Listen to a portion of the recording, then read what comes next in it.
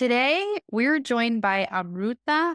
Amruta has been a speech language pathologist for almost 20 years. She has a master's in audiology and speech language pathology with a concentration in speech language pathology from the University of Mumbai in India. She is ASHA certified and is also a licensed provider in the state of Texas. She believes in lifelong learning. Throughout her career, she has participated in various continuing education opportunities. This has not only helped her broaden her skill set, but has also helped her maintain her curiosity. She has been able to successfully incorporate principles of mindfulness and Montessori when working with children and adults alike. She has worked in a variety of settings, multidisciplinary clinics, public preschools, and elementary schools, as well as skilled nursing facilities, home health, and teletherapy, and with clients across a wide age spectrum, 2 months to 105 years. Wow, 105 years? That's amazing. Wow. That was my oldest client in a skilled nursing facility. Wow, that's wild. And what did you work on with that client? She had dementia, post-stroke dementia. Well, several strokes, but she'd been there for almost 10 years in the facility. And so I had followed her throughout her slow decline. Okay. But towards her last days, it was more dysphagia. Okay. Oh, wow. That is such a story. I'm sure she found some comfort in having somebody consistently with her over those years. Absolutely, absolutely. And her family was great. They always came to visit. Her daughter, her daughter was in the 70s herself. Wow. Her youngest daughter, I believe, but she would be there almost every day. Oh, that's amazing. That's so important. I know it's not always possible with families, but they Right. have a difference. Yep. Amazing. Wow.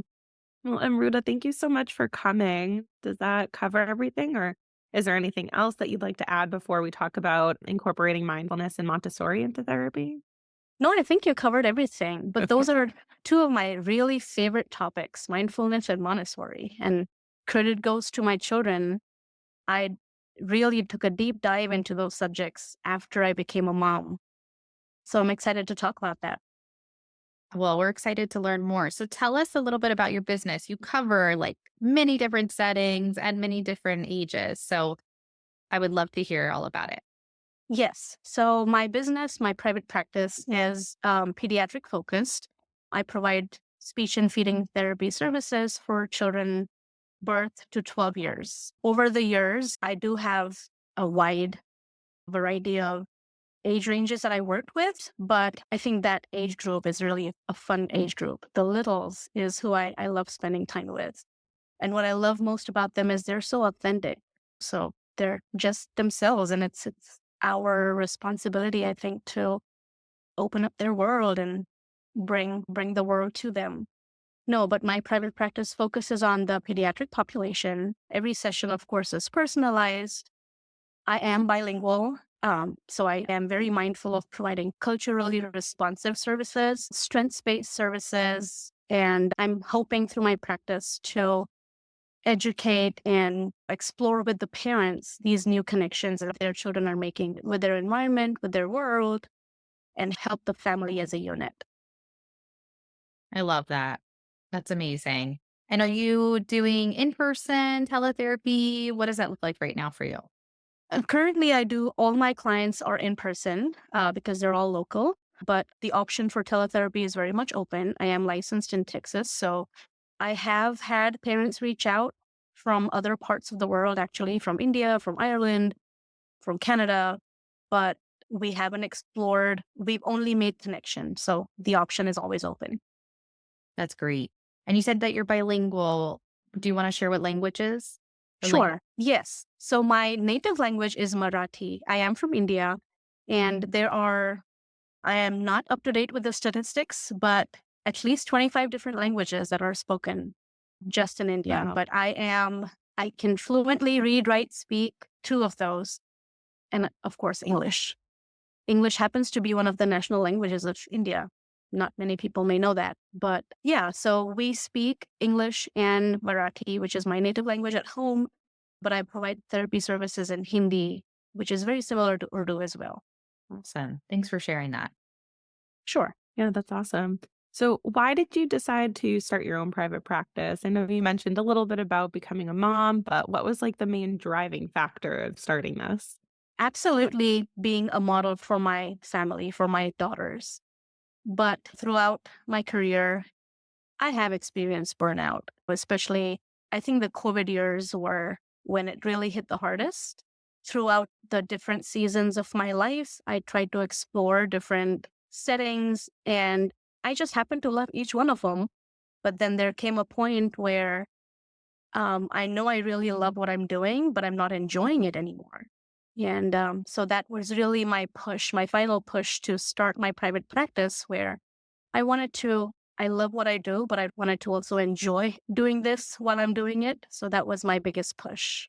Yeah, that's awesome. I definitely can relate with loving what you do, but also experiencing like having those pros and cons to every job, not having maybe flexibility or how you want to be there for your family and stuff too. So that's Right. awesome. Yeah. Do you have a full caseload right now, or is it like perfect where you want it, where you have some flexibility for your children? It is, I am in the growing phase. My business is just about a year old. So most of my referrals have, luckily for me, I think, have been through word of mouth. But right now, I'm at a good point where I have the flexibility to have time for my family, for my children. I can drop them off in the morning, pick them up in the evening, and then still pick up some clients in the evening after they come home and my husband's at home. So I think I'm at a good point right now, but I'm open for more. I also recently started some parent coaching classes, one on one, as well as group coaching.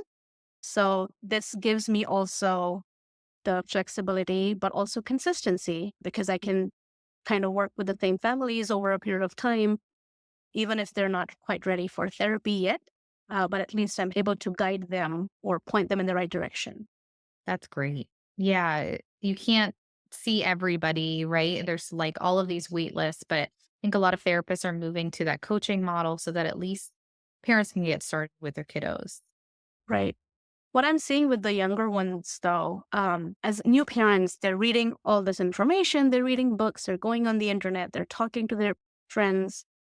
And sometimes there's information overload. And I think parents are like, is everything okay with my child? Like, are they meeting their milestones? I find that a lot of parents are so concerned about milestones. Are they speaking their first words yet? Should they be clear now? Should they be making sentences? Should they be learning this? Should they be learning that? Which is great. I mean, I appreciate definitely the parents wanting to give more opportunities for their babies, but I'm hoping with the parent coaching, they're not everybody may need therapy, and this also might be a good tool to where some babies are missed, some babies who may not be quite delayed but have potential to be delayed um, may not get missed when parents come to these enrichment classes. So that's the kind of gap that I was noticing in my community and I'm trying to fill. Yeah, that's awesome. There is definitely information overload and this fear, especially because of social media, Instagram, TikTok, where there are accounts who do sell course products and do share those milestones. And is your child meeting them? But there's such a wide range. I found I have a 3-year old, so we're definitely like in that stage where I'm noticing friends who are concerned, but I'm like, "Your child is totally fine. We could do a screener if you'd like, but I can tell you that's totally normal. Your child should not be saying like S clusters." Yeah. I mean, they can. My daughter does, but it doesn't mean that it's a problem that they're not, if that makes Correct. sense. Yeah. That's right. That's absolutely right. And then it's cliched, but yes, I do see a difference between girls and boys, speech language skills versus motor skills. But then not. Like I do meet girls who are motorically advanced, 2 year olds who are jumping off on the playgrounds, and boys who are telling stories at almost 3 years old. So Yeah. My pediatrician, I don't know if you've ever heard this before. She said that children do tend to focus on either the language part or the physical abilities. And they work on those before they focus on the others. And I was like, what? That can't be real. That has to be a myth.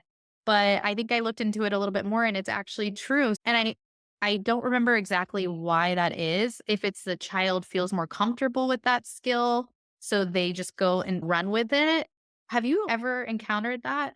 Yes. And I think that's how I discovered Montessori, to be honest, because Maria Montessori, she talked about sensitive periods. And that really resonated with me. That's the sensitive periods is exactly what you're describing right now. She actually just kind of divided childhood into four different stages: 0 to 6 years, 6 to 12, 12 to 18, and then 18 to 24. And each period or each age range or period is sensitive to certain different skills. So in our really, really young babies, the need for movement, the need for autonomy, the need for sensory exploration, the need for being organized or finding that object permanence, finding the place where it belongs or knowing that certain things go in certain places. So those are all developmentally already happening in our child. So when we try to look at like these blanket milestones, we may miss these little nuances that the child is having, which I found that Maria Montessori really, really described so well in her books or papers over 100 years ago. And everything's child led, child focused. We've had those children who we go with a plan in mind in the session. I might go with my therapy bag, but I don't even get a chance to open that bag because I'm just doing what the child's interested in. That day, my client's interested in jumping on the trampoline or just playing with building blocks or knocking off blocks or just kicking a ball, and we roll with it. So everything's child-based, child-oriented, strengths-based, follow the child. And the mindfulness piece, it really struck me this one time when I was doing an activity with one of my clients. She was so engrossed. This little girl loved arts and crafts, little 4-year-old girl. And she was so focused. Doesn't matter what her mom was saying during the session. I was trying to bring her this list of words we were trying to practice with her. She was working on her velar sounds, but she was so focused on that craft activity that that's when it struck me like, oh my gosh, like look at her concentration. She's only 4, but isn't this what being mindful is? Like she's Yeah. so present in the moment. She's not worried about whatever else is going on around her. She's so present in that moment. And when she was done, she had this big smile on her face, and we drilled those words in like 5 minutes. And she was done with 100+ trials. But after she was finished with that craft activity, and that just kind of opened my eyes into like every session that I would try to find these mindful moments where you kind of have to follow the child and see what they're leaning towards and see what they're interested in, trying to pull the parent into like, yes, you may have this agenda, but really just observe your child, really focus on what your child wants or is saying or not saying. Yeah. So in that instance where they're like very in the moment, you're observing the mindfulness. Are you saying that like you don't want to interrupt that? How do you capitalize on that to, let's say you're working on like specific targets? How do you capitalize on that mindfulness moment? So, yes, not interrupt if the child is actually working with their hands and bodies. Okay. Because I found that now children, of course, with different abilities will need different times to focus also. But if they're using their bodies to get into a position or get situated in a task, I absolutely do not interrupt them. But we as an adult know when they're ready to focus because they either look or give you an indication there with their bodies or with their face that, okay, I'm ready. And Yeah. that's Or when the you jump in. yeah. That's so interesting because typically when we are delivering therapy, you have a 30-minute session, it's back to back. You have to go in, you have your data that you need to take. But what you're saying is that what we really should be doing is not only following the child's lead, but really observing like what they are, how they're focused on that activity and not taking them out of that mindfulness moment because it's a learning opportunity for them right now. And those only happen throughout the day so many times, especially if they're in school, right? Like they have Yes, to the teacher, follow the schedule. But when they're given this exploration time with something new, that's a learning opportunity for them. It might not be like a speech therapy opportunity, but it's a learning opportunity nonetheless. absolutely. And I think speech therapists are great at pivoting and Mhm. just taking the child's lead and making it into a meaningful session anyway.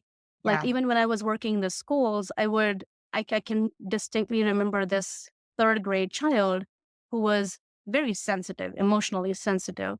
So my session with her was after lunch. So half a day had gone by. But this child, when she came in, me having practiced some mindfulness, I'm not an expert, but having practiced some mindfulness, was able to pick up that she was really not herself that day. So I kind of let her be. She was muttering to herself. Come to find out, she had had a rough morning with her mom at drop off, and she was still stuck in that morning, hadn't said goodbye to her mom. Her mom had said, I love you. And she didn't even turn around and say, I love you back to her mom. So she was still stuck in that thought process. And half a day had gone by. And she also was receiving social skills support from a special education teacher who was more in tune with her because she was doing the training with this child. So I pulled her in. She was able to have one on one time with the child. And then we discovered this story. She was able to call mom, resolve that. And the rest of the day was great. Oh, So, I mean, it just goes to show that just being mindful of, hey, this child may have gone through something. It's not easy to just switch off and switch on for them either. And then we kind of talked through. So her session, we did nothing that I had planned in the session, but we did a lot nevertheless. We did problem solving. We talked about our problem. We worked on sentence structure skills while she was doing all of that. We came up with possible solutions. So we did a lot um, of therapy through those mindful moments also. that's so enlightening and so important for SLPs to be aware of. I know it's harder if you're doing a group session, but if you do like one on one sessions, then it's really important. There was a post I saw the other day, and it talked about how when we're looking at dysregulation, it's not always right before something happens. It's not always like this antecedent moment. It can be an accumulation of a week's worth of dysregulating moments that lead to this. I've definitely seen it in my Absolutely. daughter, like where maybe I'm busier and I'm not as available. That whole week for her is just not great. It's not like as regulating. But do you see that with your clients too? Absolutely. Not just with my clients, with their parents too. Interesting. I'm very intentional in how I'm approaching my parents because they might not be in the right place at that moment. They might be present with me, but as I'm talking to them, maybe they're not present really. Their bodies are present, but their minds are not. So I find myself pivoting each session too. Sometimes I find myself giving my parents five different strategies and great all these examples, but then sometimes it's like, we talked a lot last week. Just continue what you're doing. Just keep it. So that the pressure on the parent is the load on the parent to deliver or provide.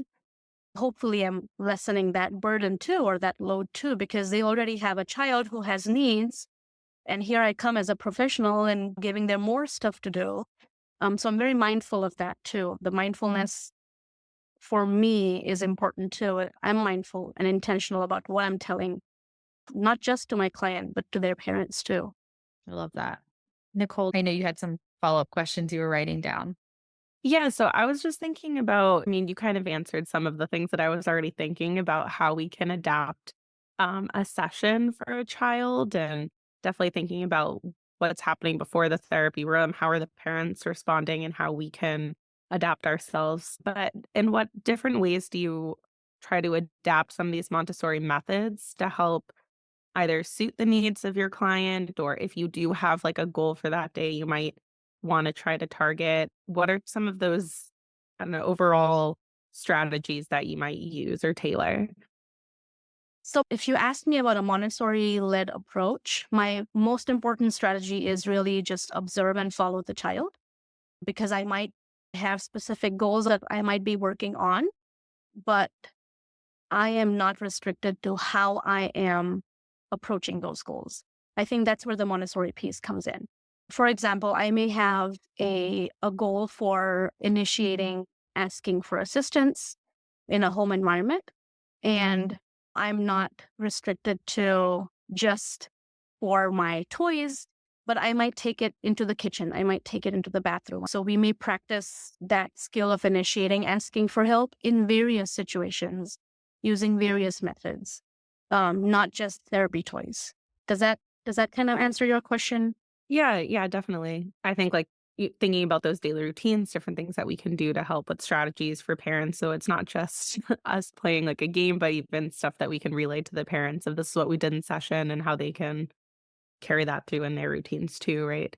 Would you say that most of it is like based off of our intentions as the therapist, like where we're putting our intention or our strategy, or is there, I don't know, something else that I might be missing from this of how we can kind of adapt these Montessori based methods of observing? Well, I'm hoping I will answer your question, but I will give you some background too. Like with Montessori, when we think about Montessori, I think most people still think about the Montessori toys or the neatly placed shelves or the materials. But as I've researched and read and lived and experienced more and more, I think what you said was being intentional or me being prepared versus providing the right tool to the child. Me preparing the environment versus directly modeling to the child certain specific things. To give you an example, I was working with this child a year ago, child with autism, parents are doing a lot to provide for this child. She saw a simple tweak that we did in her morning routine or her routine where she was asking for very specific snack items. And she knew where those snacks were in the pantry. So she would go to the pantry, reach. If she was able to reach for them, she would reach for them, she would get them. The only time she would really ask for help is when she needed to open the cap of her yogurt pouch. So knowing that she is very independent, she would even take a stool to the pantry, not having the expectation of mom standing in front of the pantry, you need to ask me what you want first before I give it to you. But observing that, hey, this child is independently able to get what she wants. There is no need for her to ask for what she wants. There is no need for her to say give. There is no need for her to say yogurt. There is no need for her to say open. But what she did need to ask, or what she was asking, it was for help. So finding that's where the observation or the Montessori based observation is. Where is that communication need? Not even a breakdown. Where was the need? The need was her asking for help to open the yogurt pouch because that's what she really needed help with. So observing that and helping mom see that don't keep the yogurt from her and please give it to her or let her have it. Don't make her say yogurt or give. But when she is handing the pouch to you, you can model the word open or help. So instead of modeling the word open when she's opening the pantry, modeling the word open when she needs to open the yogurt pouch. So that's where that observation and follow the child piece came in.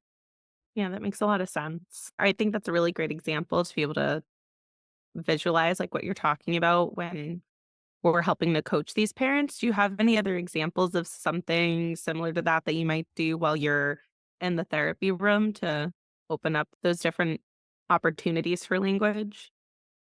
You mean like in a session, within a session? Mhm. Yeah, like within a session. Mhm.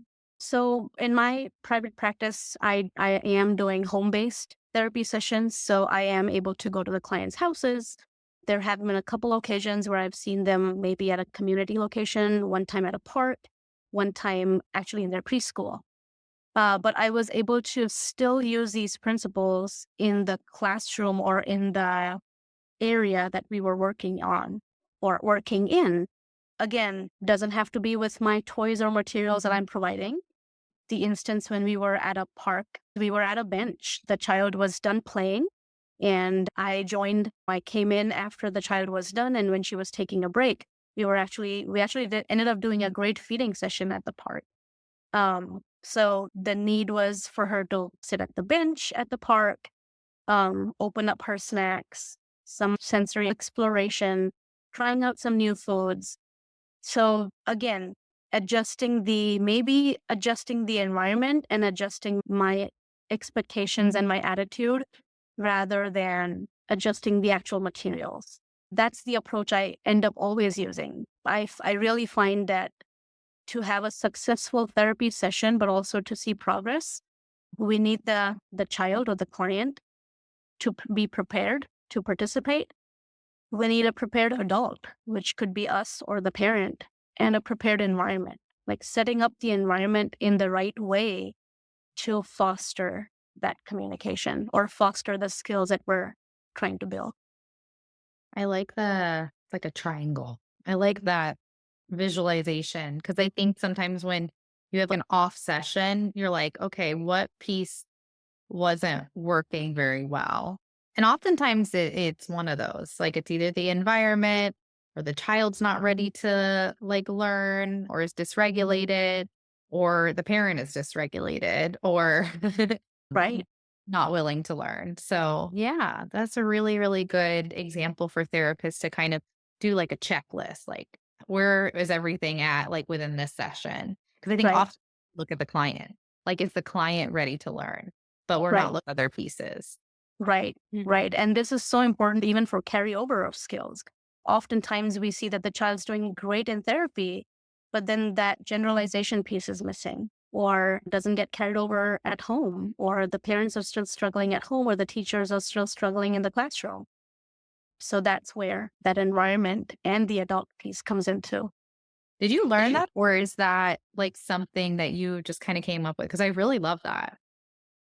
I think I just pulled these pieces from me being observant and just what worked, the formula, I guess, that worked for me. And then once I really, like I said, dove deeper into the mindfulness and Montessori, I had all these aha moments as I was reading through all these concepts and like, this is exactly what I'm seeing in my session. This is exactly what this means for me in my session.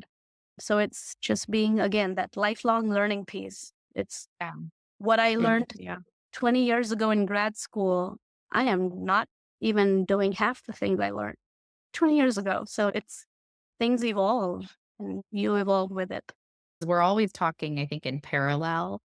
But if we like actually converge the fields, you get so much more out of it for your client. Absolutely. Yeah. And not just with Mhm. occupational therapy or behavioral therapy, but like you're mentioning, Montessori based, mindfulness, co regulation, all of that. I love it. This has Mhm. been amazing. Thank you so much. I learned so much from you today and definitely going to take some of the things that you've described, like the triangle. Well, I made it a triangle, but you No, but that's exactly Our what it is. The checklist. child, the parent, or the adult and the environment. yeah, I love that. So if people want to like connect with you or learn more about how you're running your private practice, where can they find you? So my website is amrutapotdarslp.com, amrutapotdarslp.com. My Instagram handle is Mindful Montessori Speech Feeding. I know it's long, but those are important for me. I'm on Facebook and LinkedIn as Amruta Potdar. My page on Facebook is Mindful Montessori Speech Feeding.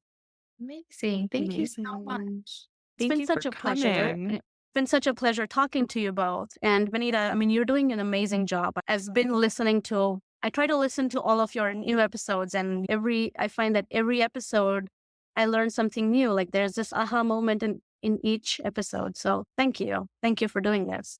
Yeah, thank you so much for listening and for that feedback. I'm so happy to have Nicole on now too, because especially for our business related episodes, because she is also an entrepreneur herself and has some unique perspectives that maybe I will haven't thought of. But yeah, that's why I love doing this because I feel like I learn something from all of our guests every single time. So you've definitely enlightened us today and inspired us to try some new things for sure. My pleasure.